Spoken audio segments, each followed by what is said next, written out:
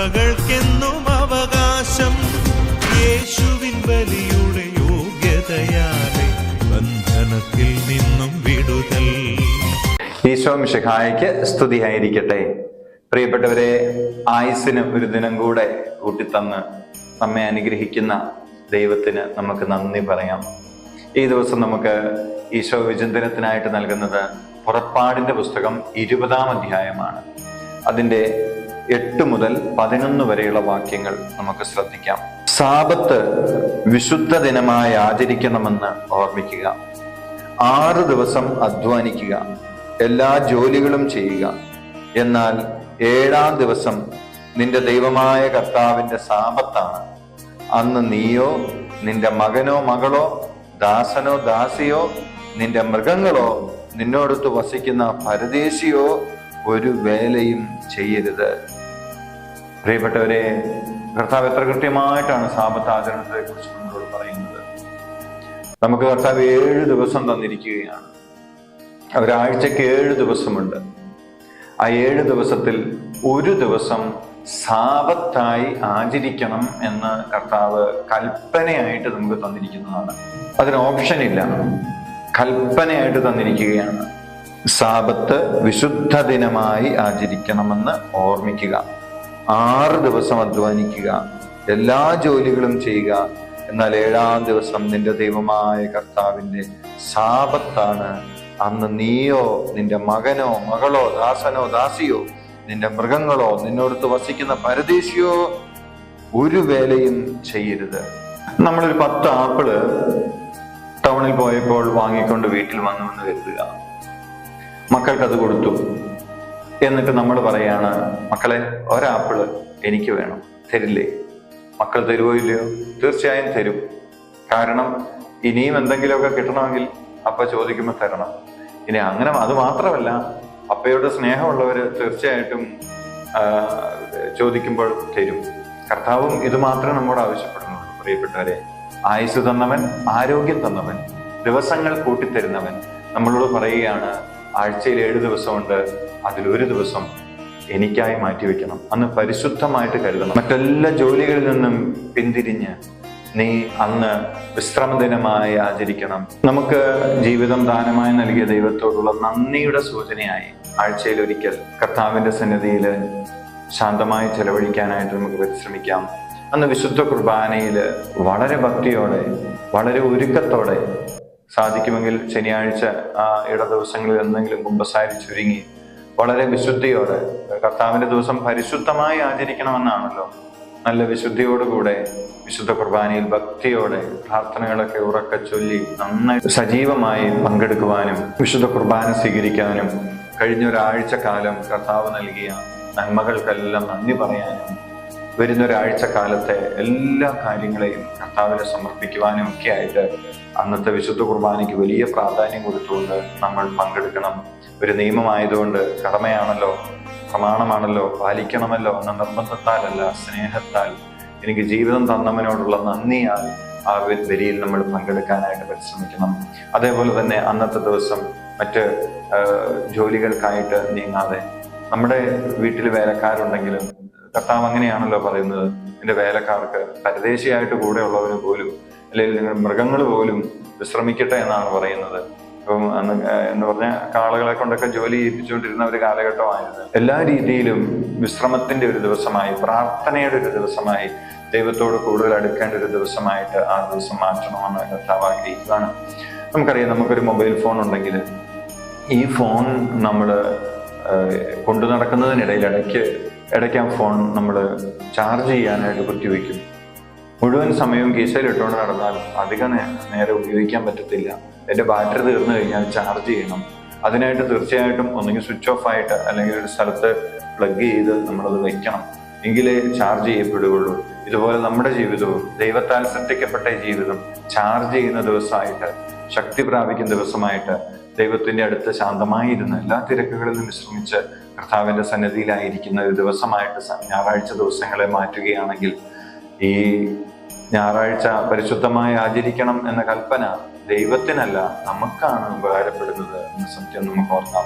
അതുപോലെ നമ്മുടെ ജോലി ദിവസങ്ങളിലെ തിരക്കുകളിൽ നിന്നൊക്കെ പിൻവാങ്ങി ഞായറാഴ്ച ദിവസം കൂടുതൽ സമയം കുടുംബത്തോടു കൂടി ആയിരിക്കുവാനും സംസാരിക്കുവാനും ഒന്നിച്ച് ഭക്ഷണം കഴിക്കുവാനും കാര്യങ്ങളൊക്കെ സംസാരിക്കുവാനും ഒക്കെ ആയിട്ട് ആ ദിവസം മാറ്റിവെക്കുകയും കൂടുതൽ സമയം ബൈബിൾ വായിക്കുവാൻ, അതുപോലെ ഷാലോം TV ഉണ്ട്, ഷെക്കൈന TV ഉണ്ട്, ഗുഡ്നസ് TV ഉണ്ട്. ഇതെല്ലാം വചനം ഈ കാലഘട്ടത്തിൽ ലോകത്തിന്റെ അതിർത്തികൾ വരെ വചനം പ്രഘോഷിക്കുവാനായിട്ട് കർത്താവ് ഒരുക്കിയിരിക്കുന്ന സംവിധാനങ്ങളാണല്ലോ. ആ TV-യിലൂടെ വരുന്ന നല്ല വചന സന്ദേശം അപ്പനും അമ്മയും മക്കളും ഒക്കെ ഒന്നിച്ചിരുന്ന് കേൾക്കുവാനും അതിലെ പ്രോഗ്രാമുകൾ കാണുവാനും ഒക്കെ ആയിട്ട് ഞായറാഴ്ച ഉപയോഗിക്കുകയാണെങ്കിൽ, അതേപോലെ നല്ല പുസ്തകങ്ങൾ, വിശുദ്ധരുടെ ജീവചരിത്രങ്ങളൊക്കെ വായിക്കുകയും അതിനെക്കുറിച്ച് മക്കളോട് പറയുകയും അവരെ വായിക്കാൻ പ്രേരിപ്പിക്കുകയും ഒക്കെ ചെയ്തുകൊണ്ട് വിശുദ്ധമായിട്ട് ഈ ദിവസത്തെ ആചരിക്കുകയാണെങ്കിൽ കർത്താവിന്റെ കൽപ്പന പാലിക്കുന്നതിന്റെ പ്രതിഫലം കർത്താവ് നമുക്ക് തന്നുകൊണ്ടിരിക്കും. അതുപോലെ ആ ദിവസം നമ്മുടെ അയൽവക്കങ്ങളിലോ ആരെങ്കിലും ആവശ്യത്തിലിരിക്കുന്നവരെ, വേദനിക്കുന്നവരുണ്ട്, അവരെയൊക്കെ പോയി കാണുകയോ സന്ദർശിക്കുകയോ, അങ്ങനെ മുഴുവനും ദൈവികമായ കാര്യങ്ങൾക്ക് വേണ്ടി ദൈവത്തിന് കൊടുക്കുന്ന, ദൈവത്തിന്റെ ദിവസമായി തന്നെ ഈ ഞായറാഴ്ച ദിവസത്തെ കൊടുക്കാൻ നമ്മൾ തയ്യാറായാൽ ബാക്കി 6 ദിവസങ്ങളിലും കർത്താവ് സമൃദ്ധമായ അനുഗ്രഹം നമ്മുടെ ജീവിതത്തെ ചൊരിയും. നമ്മുടെ പ്രയത്നങ്ങൾ സഫലമാക്കുന്ന കർത്താവിന്റെ സാന്നിധ്യം കൊണ്ട് നമ്മുടെ ജീവിതം നിറയും, അനുഗ്രഹങ്ങൾ കൊണ്ട് നമ്മുടെ ജീവിതം നിറയും.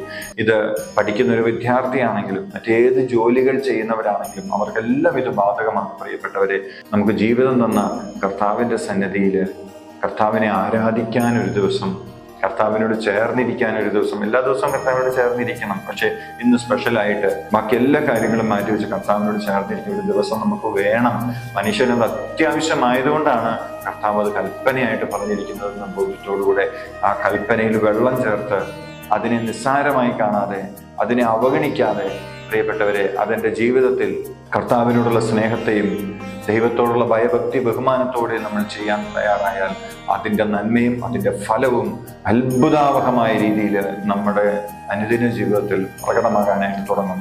കൊടുക്കേണ്ടത് കൊടുക്കാതിരുന്നാൽ ആരോടാണെങ്കിലും അത് അനീതിയാണല്ലോ. മനുഷ്യരോടാണേലും ദൈവത്തോടാണേലും അങ്ങനെ തന്നെയാണ്. അതുകൊണ്ട് ദൈവം ആവശ്യപ്പെടുന്ന ഒരു ദിവസം ദൈവത്തിന് കൊടുക്കാതെ ആ ദിവസവും കൂടെ എൻ്റെ ഇഷ്ടമനുസരിച്ച് മാത്രം പ്രവർത്തിച്ച് മുന്നോട്ട് പോയാൽ എങ്ങനെയാണ് എൻ്റെ ജീവിതത്തിൽ നീതിപൂർവകമായ ഒരു വിധി ഉണ്ടാവുക? അതുകൊണ്ട് അനീതി നിറഞ്ഞ ഒരു ജീവിതത്തിന് ഉടമയാകാതെ കർത്താവിന് ആവശ്യപ്പെടുന്ന ആ ദിവസം കർത്താവിന് കൊടുത്തുകൊണ്ട് സമാധാനത്തോടെ ആ ദിവസം പരിശുദ്ധമായി ആചരിക്കാം.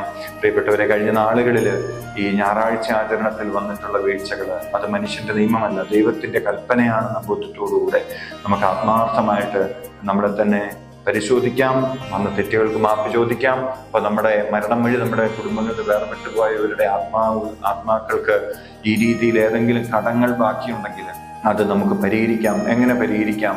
ഞായറാഴ്ച ദിവസം അവർ ഏതെങ്കിലും തിരക്കുകളിലേക്ക് പോയി വിശുദ്ധ കുർബാന മുടക്കിയിട്ടുണ്ടെങ്കിൽ, പരിശുദ്ധമായിട്ട് ആചരിച്ചിട്ടില്ലെങ്കിൽ അതിന് പകരമായി, അതിന് പരിഹാരമായി പ്രിയപ്പെട്ടവരെ, ഏതാനും ദിവസങ്ങൾ ഒരു ധ്യാനത്തിന് പോയി പങ്കെടുത്ത് ആ ദിവസങ്ങൾ മറ്റു തിരക്കുകൾ മാറ്റിവെച്ച ദൈവസന്നിധിയിലായിരുന്ന ആ പ്രവൃത്തിയെ, ആ നല്ല തീരുമാനത്തെ, ആ പ്രവൃത്തിയെ ഈ ആത്മാവിന്റെ രക്ഷയ്ക്കായിട്ട് കർത്താവിനെ സമർപ്പിച്ച് പ്രാർത്ഥിക്കണം. ഒരു ദിവസം പ്രാർത്ഥനയ്ക്കായിട്ട് വിദ്യാരാധന ചാപ്പലിലോ മറ്റെവിടെയെങ്കിലും പോയി ഒരു ദിവസം പ്രാർത്ഥിക്കാനായിട്ട് തീരുമാനിക്കണം. എന്നിട്ട് ആ പ്രവൃത്തിയെ നമ്മുടെ ആത്മാവിന് പരിഹാരമായിട്ട് കാഴ്ചവെക്കണം. അങ്ങനെ നമ്മുടെ ജീവിതവും നമ്മുടെ കുടുംബങ്ങളും മരണം വഴി വേർപെട്ടു പോയ പൂർവികർ ആരെങ്കിലും ശുദ്ധീകരണ സ്ഥലത്ത് കിടക്കുന്നുണ്ടെങ്കിൽ അവരുടെ മോചനത്തിനും രക്ഷയ്ക്കുമെല്ലാം ഈ ഇന്നത്തെ ദിവസത്തെ ഈ വചനവിചിന്തനം കാരണമായി തീരട്ടെ എന്ന് പ്രാർത്ഥിച്ചുകൊണ്ട് കർത്താവിന്റെ ദിവസം പരിശുദ്ധമായി ആചരിക്കുന്നതിലൂടെയുള്ള വലിയ നന്മയും കൃപയും നിങ്ങളിലും നിങ്ങളുടെ കുടുംബത്തിലും ഉണ്ടാകുവാൻ, എല്ലാ വ്യക്തികളിലും അത് ഉണ്ടാകുവാൻ ആഗ്രഹിച്ച് നല്ല മനസ്സോടെ കർത്താവിനെ സ്തുതിച്ചാരാധിക്കാം. Hallelujah, hallelujah, hallelujah. ഞങ്ങളുടെ സുരക്ഷിതത്വത്തിനും നന്മയ്ക്കുമായി ഞങ്ങൾക്ക് കൽപ്പനകൾ നൽകി അതിലൂടെ സുരക്ഷിതമായി ഞങ്ങളെ വഴി നടത്തുന്ന കരുണയുള്ള ദൈവമേ, സ്നേഹവാനായ പിതാവേ, അങ്ങേ ഞങ്ങൾ ആരാധിക്കുന്നു, സ്തുതിക്കുന്നു, നന്ദി പറയുന്നു. അവിടുത്തെ പരിശുദ്ധാത്മാവിനെ ഞങ്ങൾ നിറയ്ക്കണമേ. ഞങ്ങളുടെ കൽപ്പനകൾ പാലിക്കാൻ ഞങ്ങളെ ശക്തരാക്കി മാറ്റണമേ. ഞങ്ങളുടെ വീഴ്ചകൾ ഞങ്ങൾക്ക് മനസ്സിലാക്കി തന്ന് അത് തിരുത്തുവാനുള്ള കൃപ നൽകണമേ. ഞങ്ങളുടെ മരിച്ചവർക്ക് വേണ്ടി പരിഹാരം ചെയ്ത് പ്രാർത്ഥിക്കുവാനുള്ള അഭിഷേകം ഞങ്ങൾക്ക് തരണമേ. Hallelujah, hallelujah, hallelujah, hallelujah. യേശുവേ, ആരാധന, ആരാധന, ആരാധന.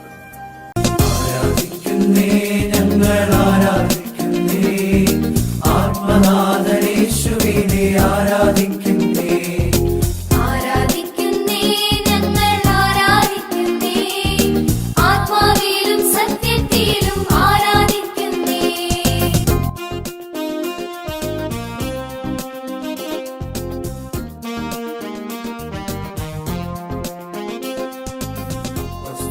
രാത്രികാലെ ആരാധിച്ചപ്പോൾ ചങ്ങല പൊട്ടി ബന്ധിതരെല്ലാം മോചിതരായല്ലോ. മാറും ക്ഷീണം മാറും ആരാധനയിങ്കൽ, കോട്ടകൾ തകരും പാതകളുടെയും ആരാധനയിങ്കൽ. ആരാധിക്കുന്നേ ഞങ്ങൾ ആരാധിക്കുന്നേ, ആത്മനാഥനേശുവിനെ ആരാധിക്കുന്നേ.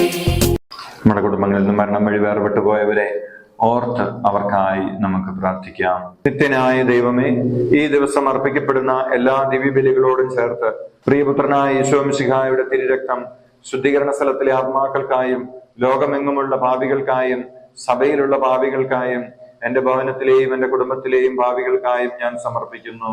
ആമേൻ. മരിച്ച വിശ്വാസികളുടെ ആത്മാക്കൾ തമ്പുരാന്റെ അനുഗ്രഹത്താൽ മോക്ഷത്തിൽ ചേരുവാൻ ഇടയാകട്ടെ. നിത്യപിതാവേ, യേശു മിശിഹാ കർത്താവിന്റെ വിലതീരാത്ത തിരിച്ചവരെ കുറിച്ച് അവരുടെ മേൽ കൃപയുണ്ടാകണമേ. സ്വർഗസ്ഥനായ ഞങ്ങളുടെ പിതാവേ, അങ്ങയുടെ നാമം പൂജിതമാകണമേ. അങ്ങയുടെ രാജ്യം വരണമേ. അങ്ങയുടെ തിരുമനസ് സ്വർഗത്തിലെ പോലെ ഭൂമിയിലുമാകണമേ. അന്നു വേണ്ടി ആഹാരം നീ ഞങ്ങൾക്ക് തരണമേ. ഞങ്ങളോട് തെറ്റ് ചെയ്യുന്നവരോട് ഞങ്ങൾ ക്ഷമിച്ചതുപോലെ ഞങ്ങളുടെ തെറ്റ് ഞങ്ങളോടും ക്ഷമിക്കണമേ. ഞങ്ങൾ പ്രലോഭനത്തിൽ വീഴാനിടയാകരുതേ. തിന്മയിൽ നിന്ന് ഞങ്ങളെ രക്ഷിക്കണമേ. നന്മ നിറഞ്ഞ മറിയമേ, സുസ്ഥി, കർത്താവ് അങ്ങയോടുകൂടെ സ്ത്രീകളിൽ അങ്ങ് അനുഗ്രഹിക്കപ്പെട്ടവളാകുന്നു.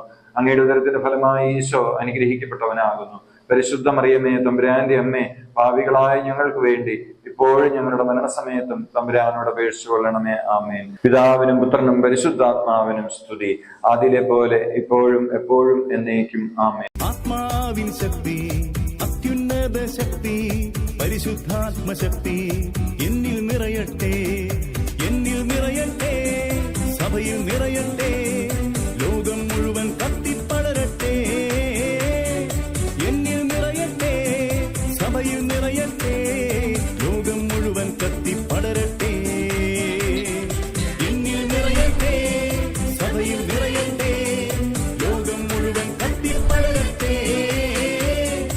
എന്നിൽ നിറയട്ടെ, സഭയിൽ നിറയട്ടെ, ലോകം മുഴുവൻ കത്തിപ്പടരട്ടെ. ലോകം മുഴുവൻ കത്തിപ്പടരട്ടെ, ദേശം മുഴുവൻ കത്തിപ്പടരട്ടെ, തിരുസഭ മുഴുവൻ കത്തിപ്പടരട്ടെ.